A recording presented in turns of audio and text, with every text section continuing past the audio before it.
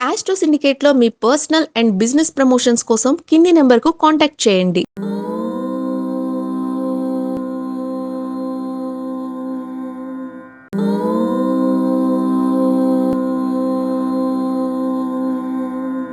ఓం శ్రీ గురుభ్యో నమః.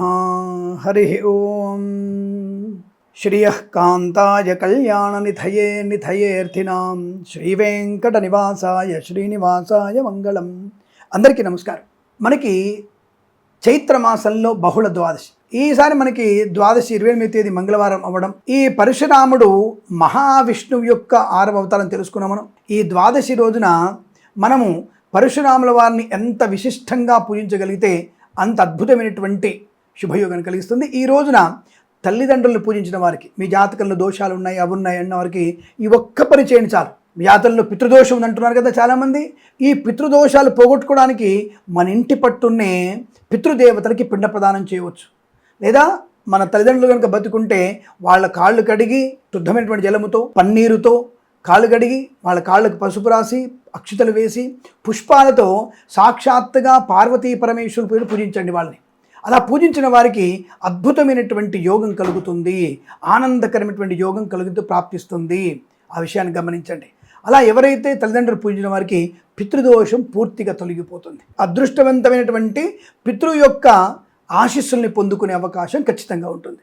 అటువంటి యోగవంతమైనదే ఈరోజు మనకి మంగళవారం రోజున అటువంటి పరశురామ ద్వాదశిగా చెప్పబడింది. ఎందుకంటే సాక్షాత్తుగా రాముడు లాగానే, రాముడి కంటే కూడా కొంత అంటే ఇంకొంత పౌరుషవంతుడు ఆయన. ఎట్లా పరుషం అంటే పరశురాముడు అంటే ఒక పౌరుషం. సో ఆ పరుష సమాధానం చెబుతానికి అంటే పితృవాక్య పరిపాలకుడై తల్లిని నరికేసినటువంటి వ్యక్తి. అదే మళ్ళీ మాతృభక్తితో సాక్షాత్ తల్లిని కాపాడుకున్నటువంటి వ్యక్తి పరశురాముడు. అటువంటి మాతాపితృల అద్భుతమైనటువంటి ఆనందాన్ని పొందుకొని చిరంజీవిగా ఉన్నాడు. కాబట్టి ఈ రోజున మనము ఎవరెవరమైతే తప్పకుండా ఈ రోజున ఈ ద్వాదశి రోజున రుణ విబాధలు ఉన్నవారు, ఆరోగ్యం బాలేని వారందరూ కూడా ఈరోజు తప్పకుండా ఈ ద్వాదశి రోజున ఆయన్ని ఆరాధించి విష్ణుమూర్తి నామస్మరణని పరశురామ అష్టోత్తరాన్ని చదువుకోవడం చాలా విశేషమైనటువంటి యోగాన్ని కలిగిస్తుంది. కాబట్టి ఈరోజు ప్రాతకాలంలో విష్ణుమూర్తి అవతారమైనటువంటి పరశురాముని ఎవరైతే పూజిస్తున్నారో, అభిషేకిస్తున్నారో వారికి అందరికీ కూడా అద్భుతమైనటువంటి ఆనంద శుభయోగం కలుగుతుంది. అప్పుల బాధల నుంచి విముక్తులయ్యేటువంటి అవకాశం ఉంటుంది. ఈ విషయాన్ని మర్చిపోకండి. తప్పకుండా ఈరోజు ధైర్యాన్ని, సాహసాన్ని, కార్యజయాన్ని, ఆనందాన్ని కలిగించేది పరశురామ ద్వాదశి. అలాగే ఈ యొక్క పరశురామ ద్వాదశి రోజున సమస్త పాప విముక్తి కలుగుతుంది. అంటే అనేకమైనటువంటి పాపంలో నుంచి విముక్తి కలిగే అవకాశం. ఈ యొక్క పరశురామ జయంతి రోజున బ్రాహ్మణులకి స్వయం పాక దానం చేయాలి. తప్పనిసరిగా మీరు ఉదయాన్నే స్నానము చేసి విష్ణుమూర్తిని ఆరాధన చేసి పరశురాముడి ప్రతిమతో మన అభిషేకము చేసి పరశురామ అష్టోత్తరాన్ని కానీ విష్ణు సహస్రనామ పారాయణం చేయడం మంచిది.